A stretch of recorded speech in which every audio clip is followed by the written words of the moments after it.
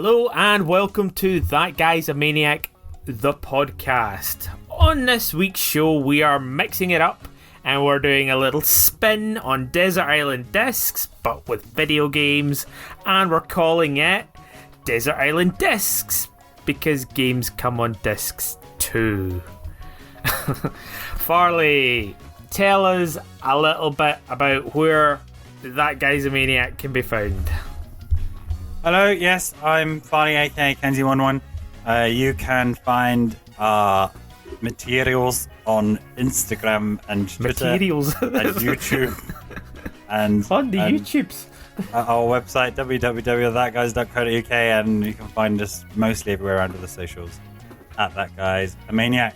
Now I'm fucking out like a granddad. Yeah, that's us. We mostly write about video games from 1996 until 2000. The golden age. The golden age of when we were playing games. Yeah, when we had time to play games, and now we're just wistfully trying to recapture our youth through the medium of podcast. Wow, that was poignant.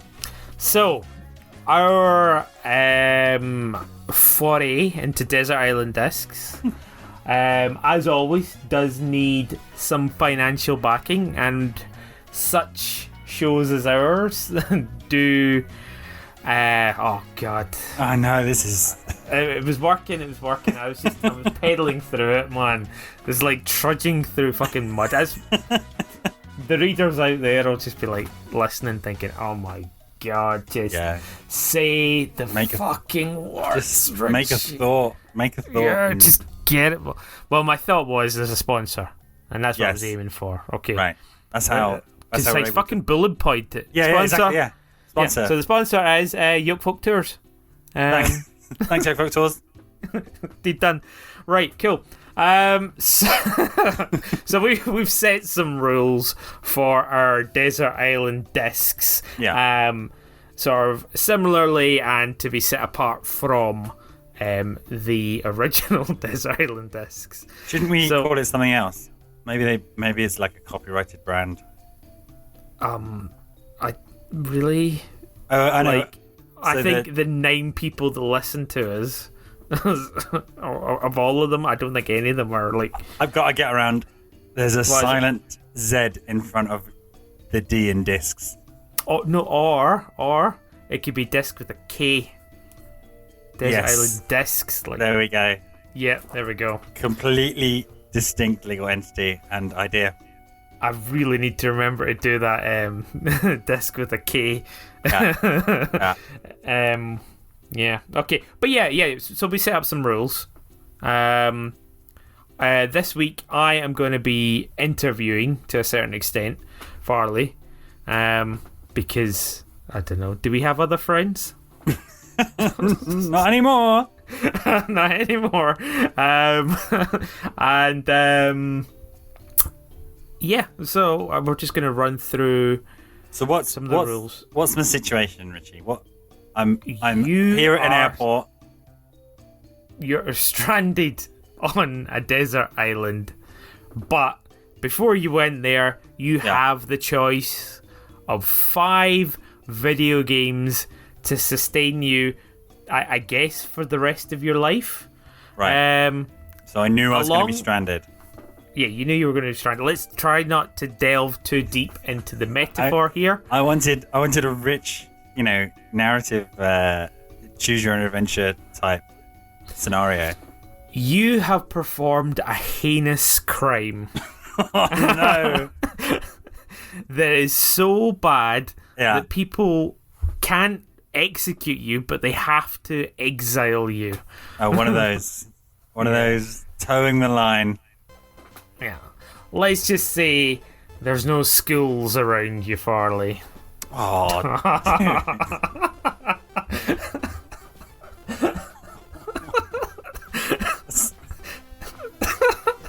Yeah, maybe we should just stick to the metaphor. Yeah, let's stick to the no background. Nope. Cut it out. Yeah. Right. Okay. So you have been exiled on a desert island for whatever reason. For whatever reason. Yeah. A perfectly palatable, nice reason. Yeah. Could I not just have woken up there? How about that? Yeah. Yeah, sure. Okay. Kind of like, let's not go into it. No, you just woken up there. No backstory. No. But you were able to choose 5 video games. There's a genie. Are we actually ever going to get to the actual... who grants me 5 wishes, but each of those wishes... Why do you keep adding fucking background to this goddamn five story? Wishes has to be a video game. Right.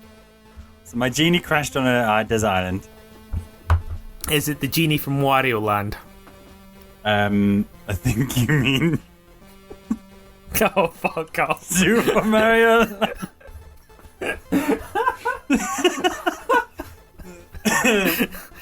Oh, dear. Yeah. It's the Super Mario Land 3, Wario Land. Little fucking...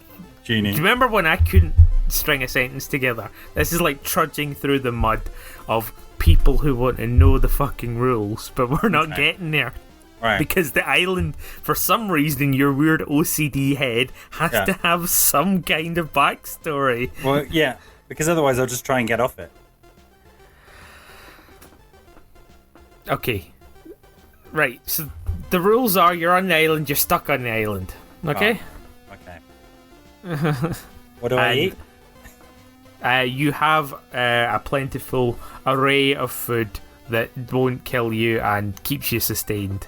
Oh, convenient. Yeah, like, and everything, magically appears that you could want as well. You could have, cup noodles or bananas, whatever. Is that where your imagination goes? I don't know. You can have whatever food your heart desires. Cup noodles and what's something I've always wanted to try? I was trying to say that there was there was an array of foods available to you, both dehydrated fucking noodles that could be, have boiled water added to them, and also fresh fruit. There is a spectrum, With that, what lies between those two items? Anyway, get on with it. Fucking right. Okay, so in real Desert Island Discs, you have You've got the complete what? When they actually strand a celebrity on a desert island. Oh my god! No, not real as in real. Oh my god. As in the original show, you get the complete works of Shakespeare. I wake up in some hut. I've got. Why do you have a hut? As many bananas and. Bananas and cup noodles. As a hut desires. There's a little cabinet, and in the cabinet there are some items. What items are they?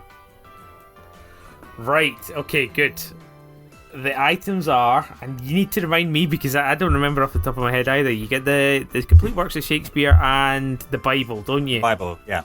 Yeah. So, because we are playing video games, and I've decided instead of the complete works of Shakespeare. Also because this is a completely legally distinct concept. Thank you.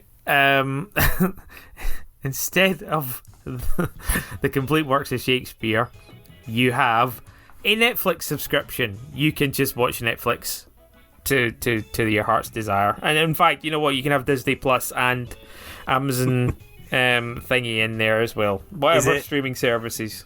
Is it British Netflix? It is every Netflix. Oh, okay. Yeah. Check Netflix. Check Netflix. Yep. Checkflix. Hey. And instead of the Bible, you have the Holy Grail that is Tetris. Just if you need a palate cleanser from the other 5 games that you have chosen. I mean, do I need any other games? I've just got Tetris. Alright, so we're done then. Yeah. Okay, Farley, that guy's a Maniac. I choose Tetris 2. Okay. Right. Okay. Now, around the choices of games that you can have, there are also some rules. Okay. Intrigued. One, you can have no compilations. You've just got to choose a game that you want for whatever reason. Yeah. Okay. The internet does exist because many games, especially nowadays, requires the internet, and you can use it, but you cannot communicate. Therefore, you can get all your patches, you can get all the expansion packs, whatever, but for some reason, whatever magical reason it is, the genie doesn't let you do it. Genie. Fucking genie. What I mean, genie? What genie? Yeah, I know he's a mean genie. Yeah, right. Anyway, words. So yeah, you've got internet, but very, very basic internet. Not even like dial-up. You just actually have the ability to get anything that you need for your game, should you need that in any fashion. Okay. Right. You can also play any format of game. You have a device that can somehow be a Game Boy all the way through to, the latest PS5 or whatever. But you can have the full spectrum of any game possible, but you can only have 5 of them. So the format doesn't matter. You also, as kind of tied in with that internet thing, you do get every single expansion as well. Nice. So if you want. DLC, if you want. Yeah, if you choose a game which somehow requires expansions or DLC, then boom, you go for it. Okay. So, now that those rules are out of the way, and unless you need any further clarification or magical backstory... No, I got my bananas and my cup noodle, I'm happy. Okay, good. So, I'm going to ask you what your games are, and then you're going to explain why you have picked them for this desert island scenario. Yeah. Okay? Okay. And yeah, basically a little bit of back and forth, and that's us done, and we can move on with our lives. Sounds like we should have had this discussion before we recorded the podcast. But yes, okay. Well, we did, but you then threw in magical genies, you prick. Right, okay. I'm sorry, I didn't mean to call you a prick. Don't get me. It's fine. Yeah, oh, dude. Oh, you put me on a fucking island, I'm gonna put you on an island. Just you wait. Oh, maybe I am the mean genie. Oh god. Right, okay, cool. So, Farley, you're stranded on a desert island. You have 5 games to take with you to keep you entertained. Yeah. What is the first game you choose and why? Thanks, Richie. So, in thinking about the 5 games to take on the desert island, I think it was quite difficult because I guess the scenario is you've got a long stretch of time ahead of you, well, the rest of your life. So all of a sudden, some of my favourite games become less attractive because, they don't take that much time, or probably not interested in playing them more than 5 times, let alone more than that. So it was thinking about a different category of games. So I whizzed through a big list of games. I read through, that book series, 1,000. I think it's 1,001. Yeah, 1,001 best games or something like that to play. They do it with architecture and paintings and all that business. Yeah. To shape my thinking about it. And I think I broke it. So with that in mind, kind of a bit of longevity, but also a challenge. I mean, I wouldn't worry about it too much in that sort of fashion. If you think about the actual desert island discs, it's not about you don't need to get the best bang for your buck. It's not necessarily about I'm going to choose the 3 longest albums that actually exist. You just got to choose something that you enjoy, or something that really grabs you as well. Yeah, but then if I choose whatever it was, Doritos DoorDash, and after an hour I've got all the achievements, I'm probably not gonna not gonna pick it up. Why are you again. still caring about achievements on this island?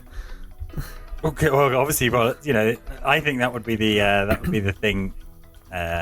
You'd be like, well, I've got the time, so I might as well try and get all these ridiculous achievements that I normally wouldn't get.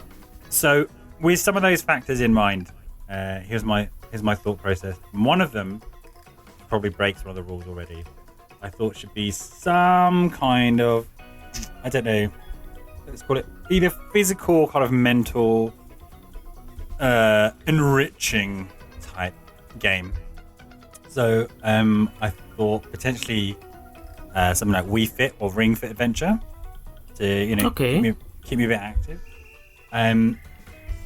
But then that becomes less fun, I think, if you're just doing it on your own. You know what? I think Wii Fit is actually probably one of the ones that we should include as a standard game that you have. Okay. Just so that you do actually. Yeah, let's workshop. Yeah, the format. I don't know. Workshop the format half the way into the show. Good. Okay. Oh, motherfucker! No, I'm just sort of saying that it's a good shout. Mind you, you're on a magical island, so let's just you're fit. It's fine. Go for it. Okay, despite a rather strange diet, you're fine. So I was thinking, potentially Wii Fit as doing something a bit physical, but it would seem a bit silly to be on a desert island to then stand in front of a computer with a Wii Fit board running around essentially a desert island. I think that might get a bit Inception like crazy.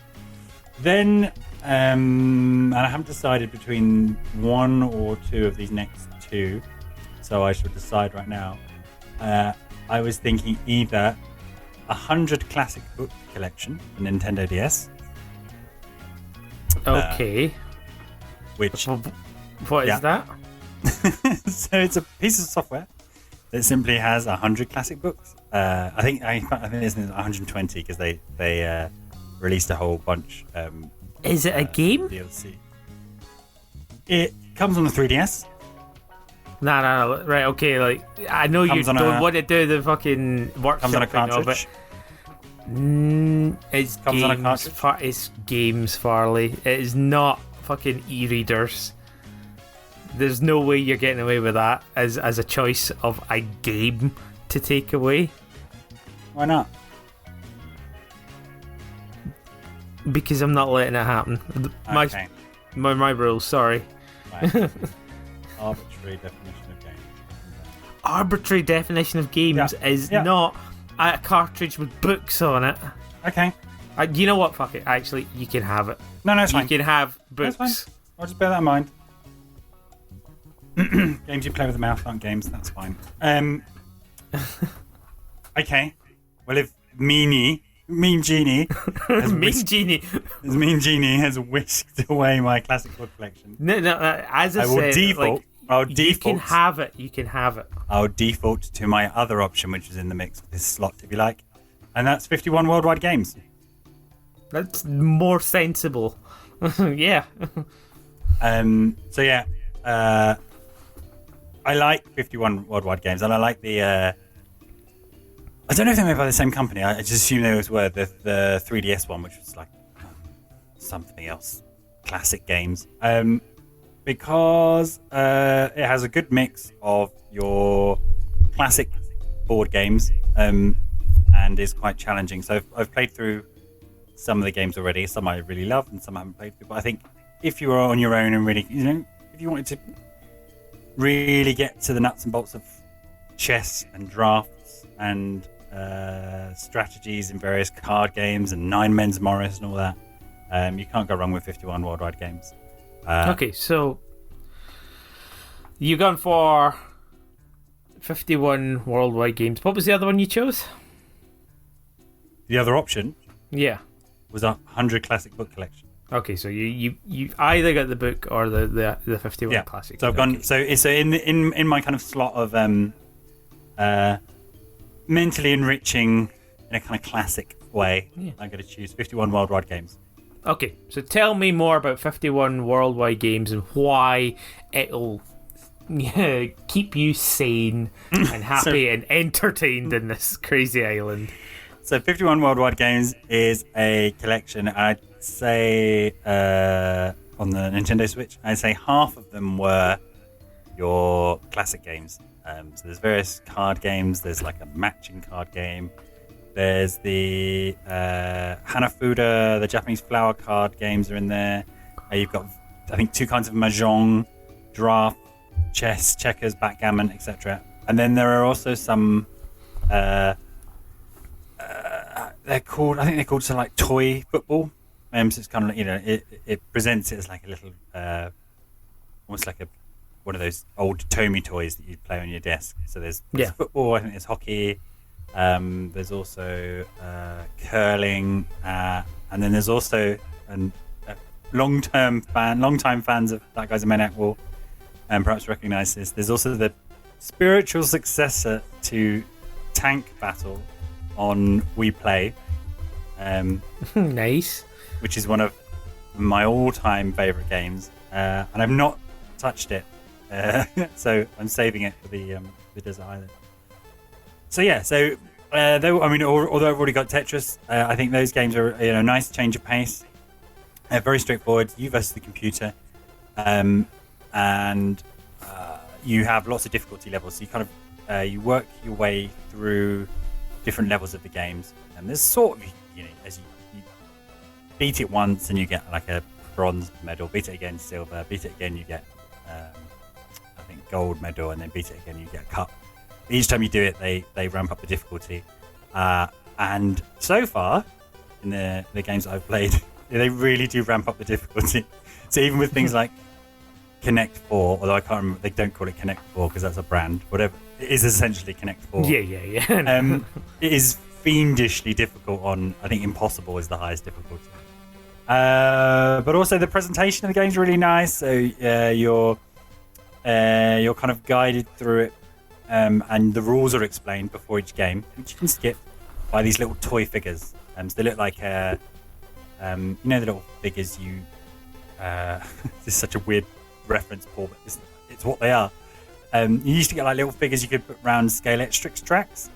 Yeah, it's like a whole series of those, and the more games that you kind of beat different difficulties of, more of them pop up on this world map, and they tell you little facts about the games, little historical facts about them and strategies, and some of the games there's a perfect way of playing it that's been worked out. Some of the games, this dates from blah blah blah century Syria, so it's just a really nice package altogether, and I really like the idea of playing Go on my own. What about I'm guessing you there's a good AI that you're fighting, and that's why it's impossibly hard. Yeah, on the high difficulties, yeah. Do you reckon that 51 Worldwide Games could be kind of like your Wilson? The AI behind it? Somebody you start talking to. Start giving it a person.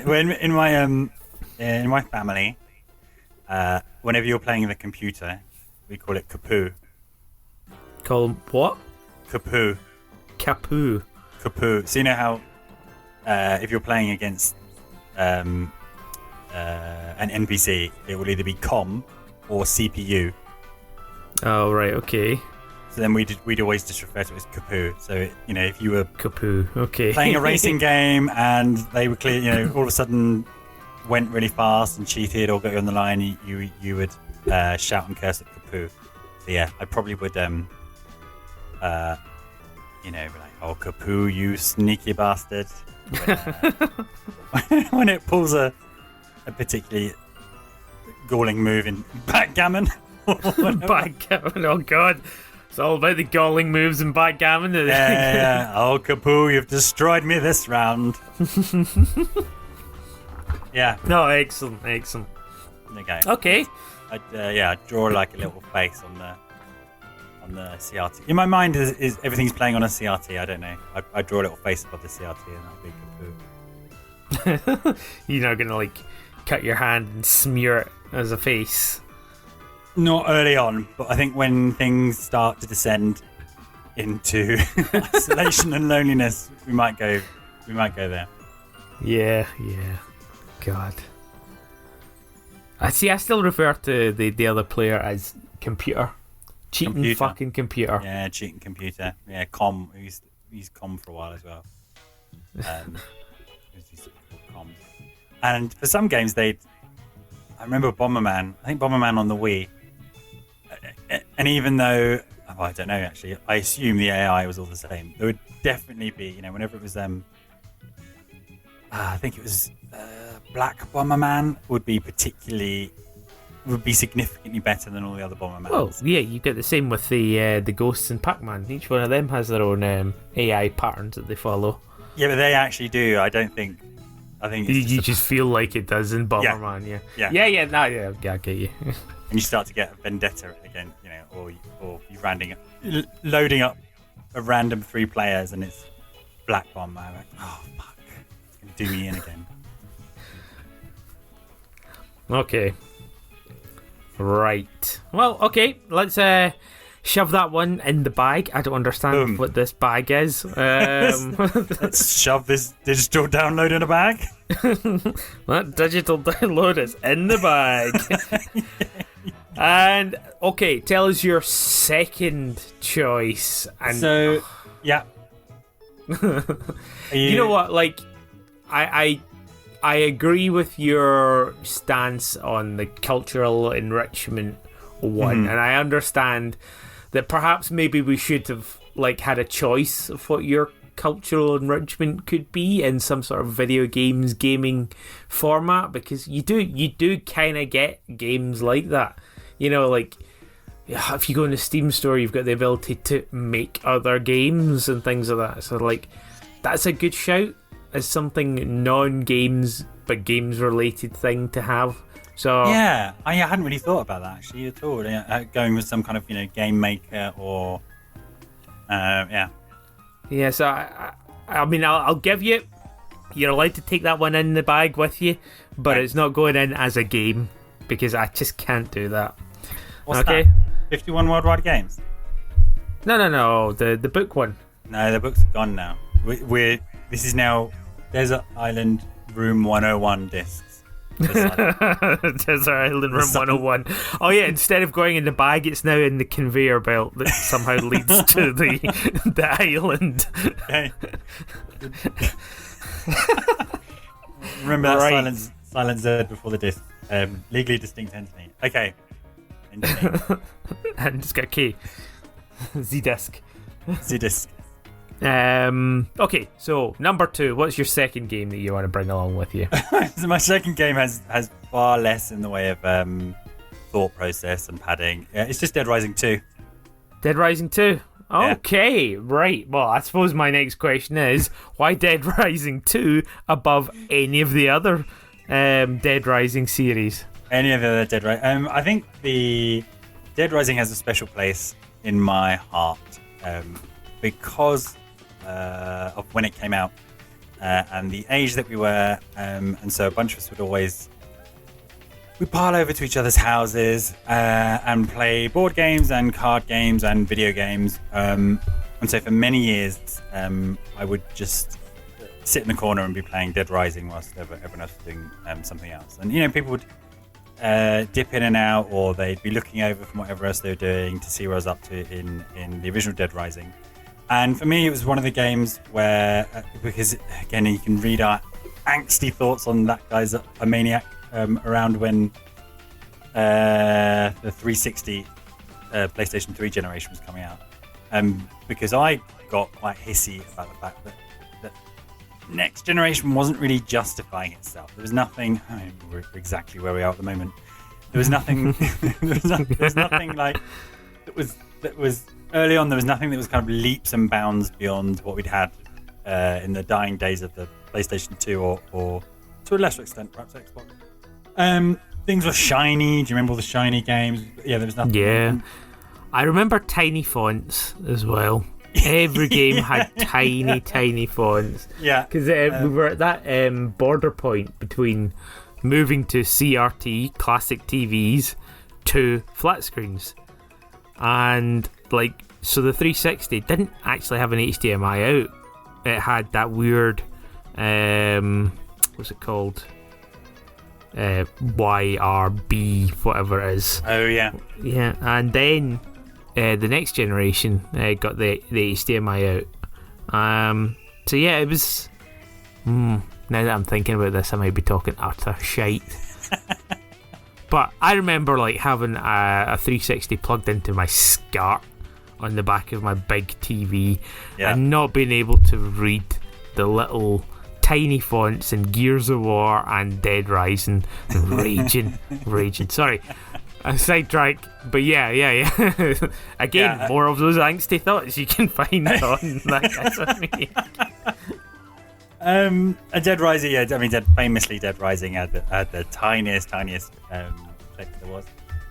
But playing Dead Rising was one of those first games. I was like, wow, okay, this is the power of the next generation. Just because of the sheer amount of zombies you could. It's insane. You could see, particularly when you kind of unlock the underground, and there's a bunch of secret tunnels underneath Willamette Mall that have to get from one place to another. And, spoilers, everyone. Spoilers for what, a 16-year-old game. And there'd be, you'd just be ploughing through all these zombies, or you got this kind of crowd hopping ability later on, where you could just kind of pop up on top of the crowd and then hop along. But so not only that, it's like, wow, here's a herald of an actual new generation. I loved, which I think was very divisive, I loved how the game worked. So there was a storyline to follow. You famously had this tight deadline, the kind of removal of which in later games turned off some fans. And then you had these survivors that you could or couldn't rescue. So it was just this constant, stressful battle of, okay, my next story mission is coming. You literally look at your watch on your wrist. It's coming up in 20 minutes. I've got a notification from Otis, who's the security guard, that he's seen a survivor in this toy shop here, and then there's somebody going a bit insane in this lingerie shop up here. Do I have enough time to get out, work a route there? I'm running low on weapons. I need to pick up some health. I know a quick shortcut here, and then I can rescue this person, hopefully. And then you get there, and then the survivor will either want something else or say, oh, my husband's in this other store. And you're like, shit, I just thought this was a quick pickup job. Now I have to go and collect something and go to somebody else, and then something else will be a psychopath. And so you've got this trail of 3 survivors, and then you've got this boss battle to do. I just love that. And that was part of the replayability of it. And it's such a basic thing, but you could fail at various stages, and the game would continue. So you could miss the helicopter on it. Okay, miss the helicopter. Or if you did a certain sequence of events, there'd be like an after event leading up to a boss battle. Dead Rising has a big spot in my heart. But the reason why I've chosen Dead Rising 2 is because I have played it all the way through, but I didn't really get into the guts of it. So unlike Dead Rising, where I'd played, there's sort of a pun. Unlike Dead Rising, where I'd played through it and got various endings and rescued various survivors and blah blah blah, I'd kind of just gone through Dead Rising 2, which is set in a casino, but there's way more to do. So that'd be a great game, I think, to just keep playing over and over again and discovering new things and new weapon combos and new survivors and new just having fun in a casino riddled with zombies. And you've got DLC for it as well, don't you? Yeah, yes, including one of the best named DLCs of all time, I think. What's it called? He says, I want to get it exactly right. Or is that DLC for Dead Rising 3? Oh my god. I have no idea. You can hear me typing. Deputy type. It's Dead Rising 3. All right. DLC is Arcade Remix Hyper Edition EX Plus Alpha. Yeah, excellent. But I was just meaning in Dead Rising 2, you get to play as Frank or something like that as well, don't you? Yes, you can. Yeah, because a lot of people didn't like Chuck. I don't mind Chuck. Okay. Yeah, the DLC for Dead Rising 3 is Super Ultra Dead Rising 3 Arcade Remix Hyper Edition EX Plus Alpha. Brilliant. Absolutely brilliant. You gotta love it. There's a lot of comedy in Dead Rising, the original Dead Rising, like really, really black humor, and a lot of nods to all of the zombie films as well. Yeah. In fact, I think there was a lawsuit because George Romero wasn't happy with it. It's because it's set in the mall, the first one. Yeah, it's exactly. Dawn of the Dead. Spoilers. Yeah. I don't know if that lawsuit actually went anywhere. Dead Rising 2 was a bit more po-faced. And also had a few. There were cultural problems with the psychopaths. In fact, even having psychopaths in a game this day would be seen as problematic. But putting those aside, or suspending my disgust to play the rest of the games, my option is Dead Rising 2. The reason why I didn't go for Dead Rising 3 or 4 is I haven't played either of those, but my understanding is they were not as well received. And they kind of lost what I perceived as the heart of Dead Rising from the reviews and videos that I read. They became, you could just swathe through hordes of the undead. I think the fourth one had some exosuits, and Dead Rising was always silly, particularly in Dead Rising 2 with the combos, but it seemed to have lost some of that whimsy, charm, and difficulty. And the kind of ticking clock in Dead Rising 2, you not only have the timer, but your daughter has been bitten by a zombie. So every now and then you have to make sure you get some medicine, Zombie Rex, I think it's called, which delays the development of the virus and then heading back. And that's another aspect of the kind of time challenge. And you reckon there's enough replayability in this game that you've not played entirely to sort of keep you going?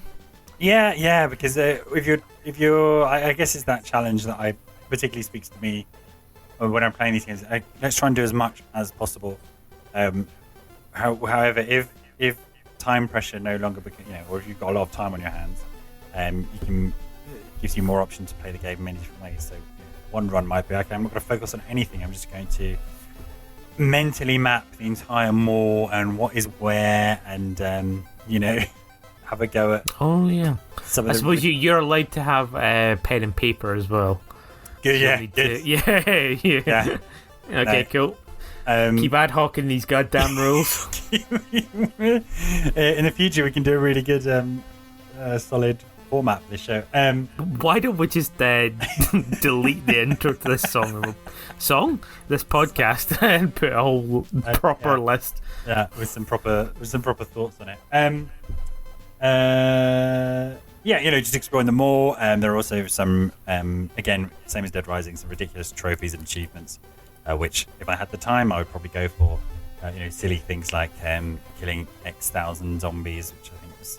Do you not feel like, okay, so let's say this multi-format, amazing piece of machinery that you're playing your games on, however it works, it's going to have 5 games. Yeah. And I'll probably have achievements which add up to, 5,000 points. Yeah. 5,000? Okay, yeah. Well, yeah, because the thousanding, or however it works on the PS4. Yeah. You're 5,000 points.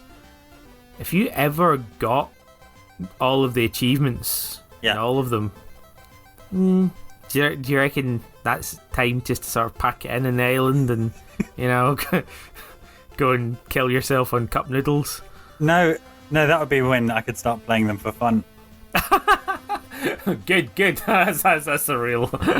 Yeah, that's a good positive approach to it. Now I've 1,051 worldwide games collection. I imagine the people pulling the strings on this desert island have to come up with a Finally beat Compu on Connect 4.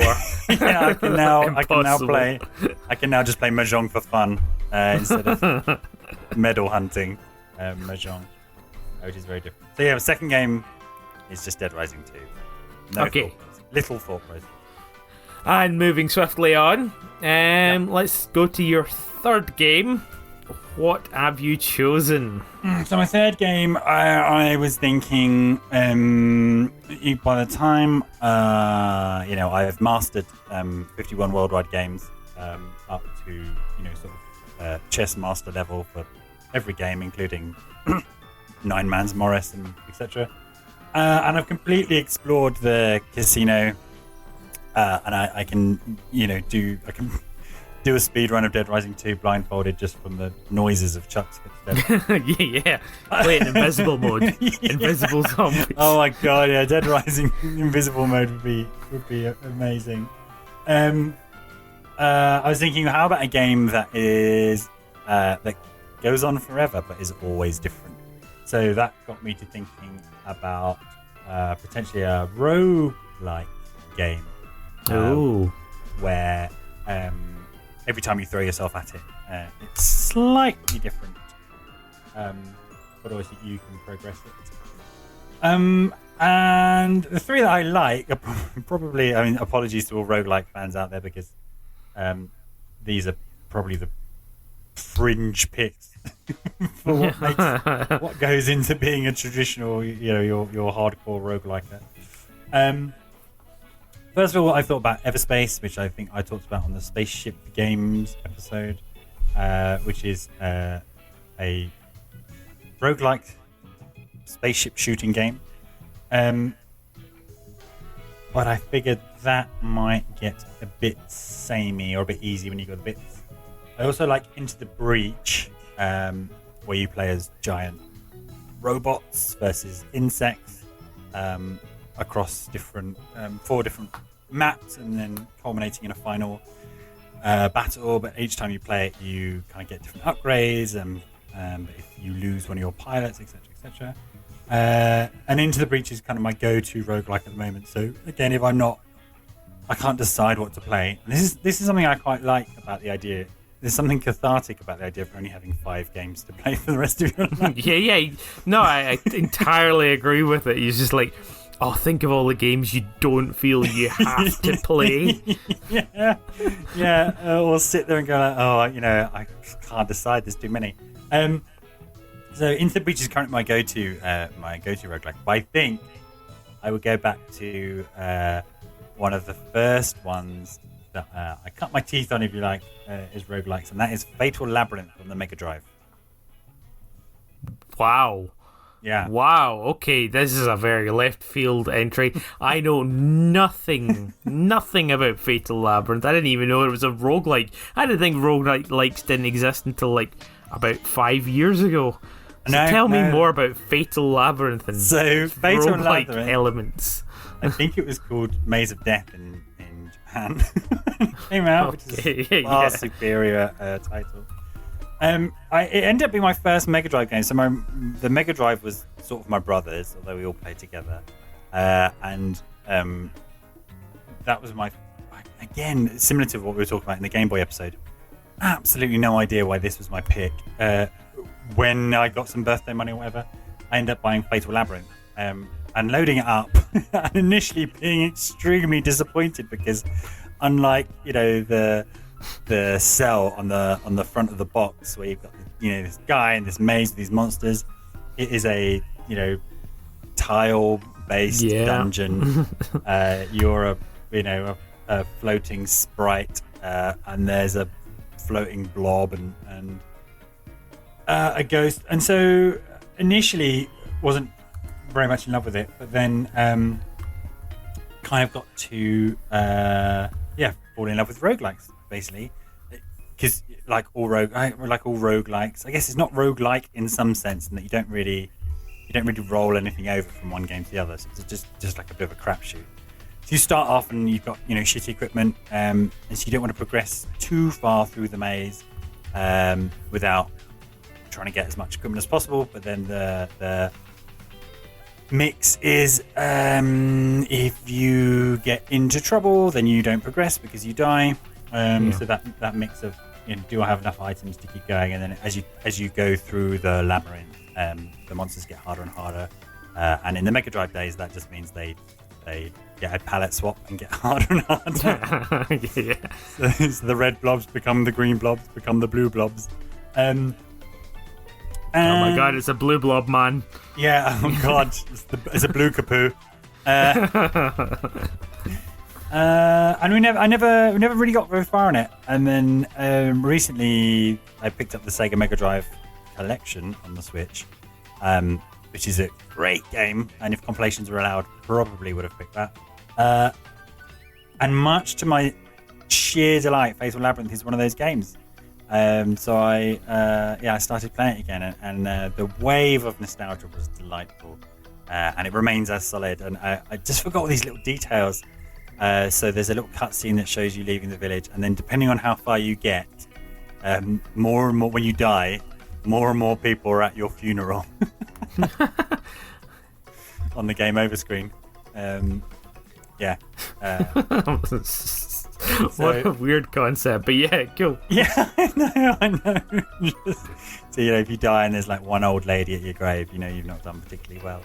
And so I never beat it. So I figure with a bit of time on my hands, I'd really be able to get back into the Mega Drive mindset, the 3-button mindset. Do you think the depth of a Mega Drive title, which it only has 30 levels in it, because I googled, but do you reckon that's enough to keep you going? Yeah, it's solid. And replay. Okay. Imagine first time round we were playing it, I was a young child and had literally nothing else to do, didn't get anywhere near the end of it. Returning to it as an old man, I think it would remain a challenge. And were I ever to beat it, I think I'd have an enormous sense of satisfaction. So I think that's one of the ones that I've, how you mentally cross things off your list. Like, I'm probably not going to finish that game, am I, before I die? Not in a. Wait, we have reached that age where we just realise certain things are not going to happen anymore. Yeah, and the kind of the nicer end of things that aren't going to happen in our lifetime is probably a handful of games where I'm no, that's beyond me, or I just don't have the time anymore. That's definitely one on my list, and I'd love to see the credits.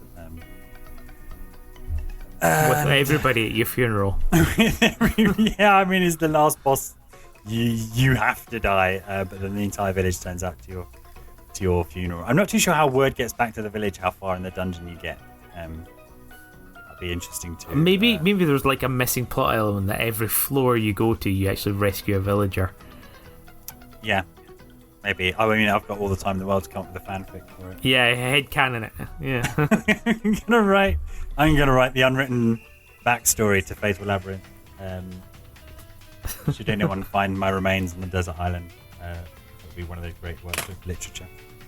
So Fatal Labyrinth. Okay, cool. Number 3. Right, now moving on to your 4th entry into the 101 conveyor belt bag that goes to the island magically somehow with a mean genie. What is it, Farley? Which I'm already on, and I'm somehow in radio contact about the games I want to be sent. At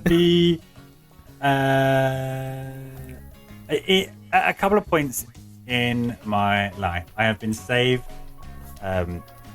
mentally by real-time strategy games. So I've been either stuck somewhere or not having enough money to do anything else.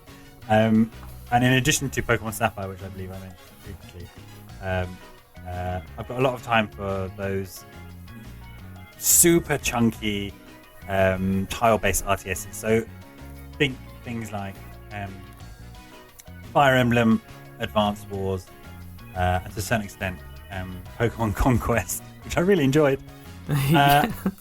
And yeah, so your tile-based units, special abilities, but I think the thing that makes me think about these games, particularly those 3 series, well, one's a game, 2 a series, is it's a hop, skip, and jump to get to the credits, but then they just have these endless, infinite modes.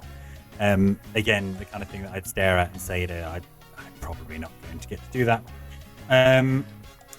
And in some of these, the times where I've had nothing else to do, you can just fall in. I fell into Advance Wars Dual Strike hole for I think about 3 years. Just going through it and barely made a dent on all the secret missions and achievements and unlockables. So I think of those 3, probably not Fire Emblem. I do love the Fire Emblem series, and the replayability there is, you get to build different relationships between different people. So with enough time on your hands, you can have everyone marry everyone, and see how those relationships play out. But I think I'd probably end up going for Advance Wars, and it's probably going to be Advance Wars Dual Strike on the DS, not the GBA one or any of the sequels. Okay. And well, I mean, I can automatically see the appeal of potential infinite gameplay as well. Yeah. I mean, it is infinite gameplay. You can really sort of mess about with all those sort of things. No, I agree with you. I think that's a good one to sort of bank up. It's because you will have lots of time. Yeah. But yeah, I as an interview here, I'm pretty stuck, Farley. I don't know what else to say.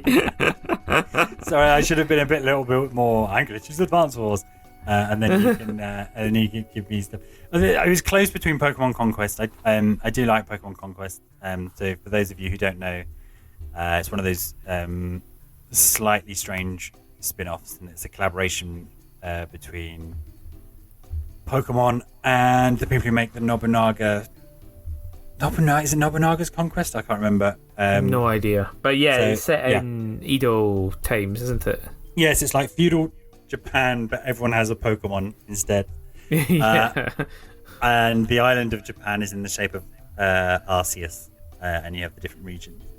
And again, that has a challenge mode, which is just map after map after map after map, with different starting situations. So you start in this kingdom, you start as this person, and the mission will be to completely take over the continent, or to take over 11 territories, or something like that. And so the gameplay there is it's a bit like, I think it's probably more like something like Civilization, where you can pick and choose. So you could go for a rush and try and get everyone before they build their things up, or with the Pokemon element to it, you can try and work on your relationship. So the relationship between your warlord and your Pokemon sometimes determines whether they can evolve or not, but then you can carry those Pokemon over to the next run. So if you got someone up to a think of a Pokemon. Right. I want to say Rylord. Rylord? Yeah. Oh my god, get out. Just get out. What is his name? Rhyhorn, yeah. Rhyperia. Yeah. It. Oh, okay, right, yeah. Rylord, because he sort of looks like a samurai, a warlord. Then the next time you recruited that character, he'd have a Rylord. Oh God, stop, Rhyperia. Rylord. Oh God. He'd have Rhyperia in the back. Yeah. So there was endless, because you could also catch Pokemon and rotate them out, and depending on your skill set, it will tell you could build up your relationship this amount. And so tons and tons of depth to it. But I think the gameplay and the challenge and the colours and the strategy of Advance Wars was what pipped it for me. And Dual Strike is there's enough fancy bits going on beyond the flat Advance Wars. So you've got the dual strike feature, which is you can launch a dual special attack with your COs. But it's still quite cheery. I think the later one's got a bit dark and depressing. one of them's called something like Black Hole. You need to keep that positivity up on the island all by yourself. Exactly, yeah. And I think it was something like, Advance Wars Black Hole Rising was a bit... Super depression. Yeah, it was a bit grimdark. And actually I want my dying infantrymen to be, have smiley faces on and comedy. More work. Driving comedy tanks around. Yeah, it was called Black Hole Rising. There we go. God. That was actually before Dual Strike. There we go. Do some research. Okay. Oh, and then the last one was Advance Wars Days of Ruin. So yeah, Dual Strike. Days of Ruin. Yeah, nice chirpy title. Yeah, fucking hell. Yeah. So Advance Wars Dual Strike is my 4th game. So Farley, what is your final game?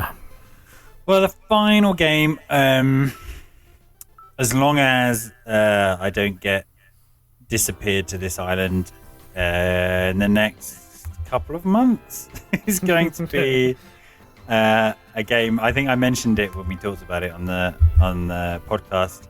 It's going to be Monster Hunter Rise. All right, so the new Monster Hunter, yeah? Yes, the new Monster Hunter that's not yet out. I think when we talked about it before, I mentioned that you might at some point in the future have to talk me down from getting Monster Hunter Rise because it's it's one of those games that's a life eater, and so there's no point. It's beautiful.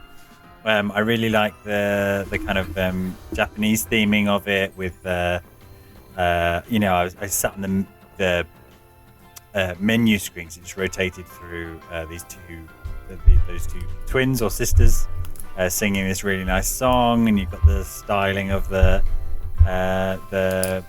main monster. It looks like it's wearing samurai armor, so it looks lovely and gorgeous. But I know that if I did get it to scratch that itch, I just wouldn't be able to play it enough.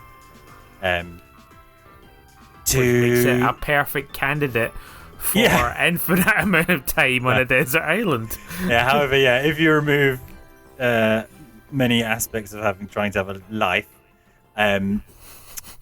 Monster Hunter Rise is probably perfect. So that's going to be my my last game. If unashamed, don't have to worry about doing anything, and then you could properly do Monster Hunter, properly do it justice and get all the armors and get every single item, every single upgrade, every single yeah. I mean, you do get these mad fans who seemingly within months of a game coming out, and I think sometimes if you think about how much do I play games compared to the rest of the gaming community, I think it's more than most, but it's probably there's probably like a little peak, so that there'll be like a peak right down at the bottom where people don't play maybe 1 or 2 hours a week or something like that. Then there's like a second peak, and then there's a huge plateau, and then there's this gigantic peak. And I remember with Monster Hunter Tri, within months of it coming out, there were people running around at like level 200. Which is just an insane amount of effort. That is. No, I know that, and it's like it's a weird feeling when a new game comes out or a new expansion comes out that you just immediately feel like behind the curve. Yeah. If you don't do something, and there's like there was a ridiculous thing I'm not going to end it. It's a World of Warcraft thing. You don't care. But yeah, basically, if you miss one thing, one daily, you are basically. Right, you're suboptimal, which is pretty much the biggest insult I reckon you could give to anybody who's doing like one of these games. Suboptimal, it's like fuck you. So it feels like anything less than a big time commitment in a game like Monster Hunter is you're being suboptimal. And you'll never get to. It's one of those series. Typically, I don't know, it might be different. It's one of those series where 100 hours is when the training wheels come off. It's the normalization of the Final Fantasy 13 intro, Yeah, that's all it is. Yeah, it's like, oh right, okay, you hit the credits to the story, and then you played another 100 hours, and then finally that's when the game starts to open up. Yeah, the real game, end game, final exactly. end game. Yeah, exactly. And as much as it is absolutely insufferable, I do when I see it, I do like the snobbery of people commenting on each other's builds. It's just ridiculous. Everyone's doing silly amounts of damage, but there's still this snobbery about what's the best build for doing this, that, and the other. That you get in Monster Hunter. So I think that'll be my final game, my guilt-free Monster Hunter Rise. So I was just thinking whilst you were talking there, I know we shouldn't really dick about with the rules, but one of the rules, one potential rule, and I don't know if we really talked about it before, was, do we have guides? Are we allowed guides? Are we allowed access to read internet resources for how to get optimal builds or anything like that? No, I don't think so. But I think we mentioned earlier, right, that you've got an infinite stash of notepads and writing. So you have to do it all yourself. Oh, yeah. God. So I can imagine you imagine writing, having a hand-drawn Prima guide to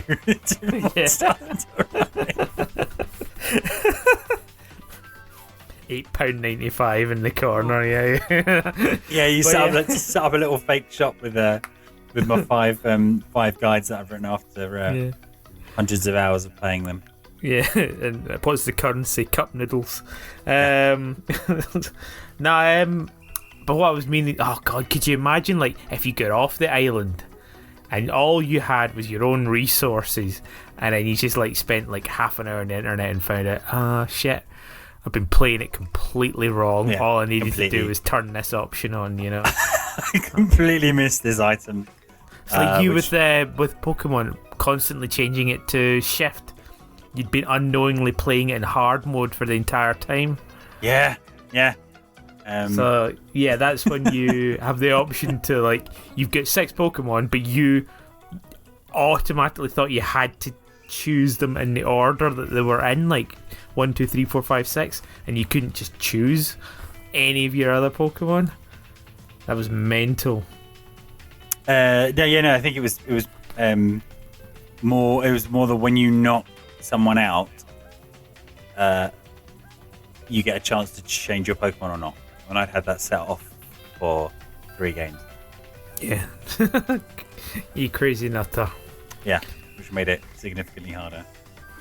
So, to recap, your games are 51 worldwide games. Yeah. Dead Rising 2. Yeah. Fatal Labyrinth. Oh, yeah. Where did you go? You disappeared. Checking my list, yeah. Advance Wars and Monster Hunter. Advance Wars Dual Strike. Oh, sorry, Dual Strike. Not and Super Emo Death mode. Not Fallen Dark Heart Black Sun. Everyone you know is dead. Super Depression mode. Super Depression. And Monster Hunter Rise. Yeah. Just in case the magical genie listens to this podcast and whisks me away, and I end up with the original Monster Hunter from the PlayStation 2. Oh, God. Imagine. and of course, the right Advance Wars as well. But as well as those 5 games, you have the option for a gaming-related luxury item. Yes. Now, what are you going to choose as your gaming-related luxury item? So my catchily titled gaming-related luxury item is probably going to be, as we discussed earlier, for the sake of variety, but also putting some strategic thought into how to best make use of my time on the island. I didn't take it. I haven't chosen a Pokemon game, so my gaming-related luxury item is going to be a lovely little item, which is one of these little Japanese plastic boxed figure type jobbies. So imagine a. It's not something you can have sex with, is it? No. It's imagine good. Pokeball that kind of fits in your hand, but the Pokeball is transparent, like a little terrarium. And inside there's a little city scene and a little Wobbuffet, and you can kind of take the lid off and repose your Wobbuffet. So it's a really nice item that I like. You get these. I think the Pokemon Center Japan, they produce. It seems like every week they're bringing out these ridiculous items. We'll never ever get here. I don't know why there's not a Pokemon Center here. So that was a little treat. So it'll be a lovely little item that I'll look at to remind me of to have something related to Pokemon there. Yeah, no, that's good. I like that. I'm very ashamed of myself for going to a dirty place straight away. But you were alone on a desert island. I thought you. But yeah, there we go. Right, so that's us done. We have 5 games and a little Pokemon Wobbuffet terrarium Pokeball thing. Yeah. Yeah. Cool. Well, that's a good one. It's been a pleasure desert island disking. I don't know. Is that a thing? Shall we make that a thing? I think they call themselves the diskettes. Diskettes. Yeah. Okay. Can we just call ourselves the floppy disks then? You can.